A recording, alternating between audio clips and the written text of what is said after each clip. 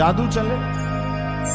किंतु वो तो देख रहे हैं सब रुक्मिणी को कि इन्हें कोई चोर आकर चुरा ना ले जाए। तो मेरे गोविंद ने पता है क्या किया? भगवान ने पवन देव का सहारा लिया और भगवान ने अपने शरीर में जो दिव्य रीनी छीनी इत्र की जो दिव्य गंध थी ना, वो पवन देव के सहारे से अपने शरीर का स्पर्श कराकर उन द्वारपालों तक ठाकुर जी ने कहा, पवन देव जरा कुछ ऐसी कृपा करो कि मेरे तरफ मुड़कर देखने लगे। अब जब श्री ठाकुर जी के शरीर का स्पर्श पाकर मुक्त बयार बही पवन बही हवा, तो जाकर के सीधे द्वारपालों की नासिका में गई और द्वारपालों ने कहा, अरे भैया अभी तो एकदम कुछ शांत था माहौल, एकदम से दिव्य रीनी छीनी गंध की इत्र की गंध कहां से आने लगी? सुगंध कहां से आने लगी? कोई ना तो पुष्प है ना कोई वृक्ष है ऐसा जो हमें दिव्य सुगंध दे सके, किंतु ये सुगंध कैसे आ रही? जब अगल बगल देखे कुछ नहीं दिखा और जब एक द्वारपाल ने पीछे मुड़कर देखा तो ठाकुर जी रथ पर खड़े हुए थे। घुंघराले केश, मस्तक पर मुकुट सजा है, कटकाचनी पटका पीतांबर, कमरबंद लगा हुआ है मेरे गोविंद। जैसे ही मुड़ के देखा बोले, भैया देखो रथ पर कोई आया है, कितना सुंदर लग रहा है। किसी ने कहा कोई साक्षात कामदेव तो नहीं प्रकट हो गए? भगवान ने कहा काम बन गया, ये द्वारपाल मेरे स्वरूप मेरे रूप माधुर्य में पागल होने लगे। अब ठाकुर जी रथ के नीचे उतरे और जैसे ही गोविंद नीचे उतरे भगवान मस्त वाली चाल से चल रहे। ब्रजवासी तो कहते हैं ना, हो मतवारी या की चाल मेरो यशोदा को लाल। ठाकुर जी जब चलते हैं तो उनकी चाल ही कितनी बढ़िया है। मतवारी या की चाल मेरो यशोदा को लाल। ब्रज में ये ठाकुर जी यही तो करते थे। आज भी आप वृंदावन जाओ तो बिहारी जी की और राधा वल्लभ लाल की कमर देखो महाराज।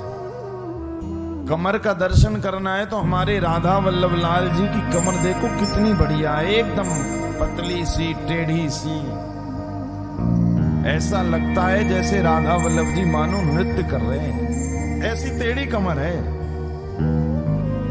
कई तो ब्रजवासी श्री राधा वल्लभ लाल जी की कमर ही देखने जाएं, लाला कितने बढ़िया कमर है, और उस कमर में कमरबंद लग रहा होता है। ब्रज की छटाएं देखो महाराज, क्या सुंदर ठाकुर जी के दर्शन होते हैं। तो आज भगवान की कमर का दर्शन जब ये द्वारपाल कर रहे हैं, भगवान बड़ी मस्त भरी चाल से चलकर द्वारपालों के पास आ रहे हैं। साधारण चाल नहीं आज। बोले यदि साधारण चाल होगी तो ये मोहित कैसे होंगे? एक ने कहा भैया देखो आ रहा है, यहाँ की चाल तो देखो कितनी बढ़िया। एक ने कही भैया यहाँ की चाल छोड़ो, यहाँ के घुंघराले बाल देखो, हवा का स्पर्श पाकर कितने सुंदर लग रहे हैं।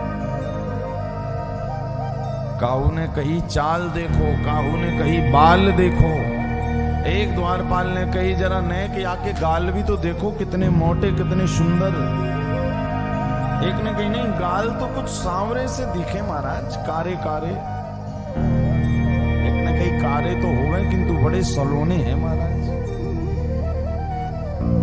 बरसाने की सखियां ठाकुर जी के गाल दबा दबा कर उन्होंने ही ठाकुर जी के गाल बड़े कर दिए। आपको पता कहती थी ठाकुर जी से, तेरे गुलचा गाल दबाए देंगी मत फोड़ दही की मटकी। जय हो जय हो।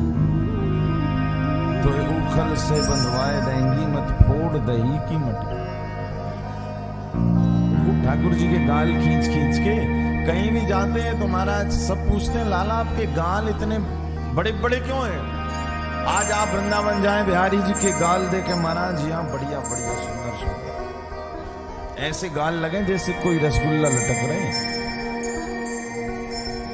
अब जब बरसाने की सखियां देखें रसगुल्ला से गाल तो महाराज गुलचा गाल दबाए दे। बेचारे ठाकुर जी कछु कर ही ना पावे, तो उन्होंने ही गाल खींच खींच के आज जब ठाकुर जी दूल्हा बने ना द्वारिकाधीश, तो एक ने कही गाल तो ठीक है, बड़े जरा सांवरे से, बोले सांवरे छोड़, देख कितने बढ़िया लग रहे हैं, बड़े बड़े। काहू ने कही आके गाल देखो, काहू ने कही आके बाल देखो, काहू ने कही आकी चाल देखो। सब ठाकुर जी की गाल बाल और चाल पर मोहित हो गए और सभी सैनिकों के बीच से मेरे गोविंद ने आज रुक्मणी मैया का हरण कर लिया, ले गए द्वारिका और पहला विवाह ठाकुर जी का रुक्मणी मैया के साथ।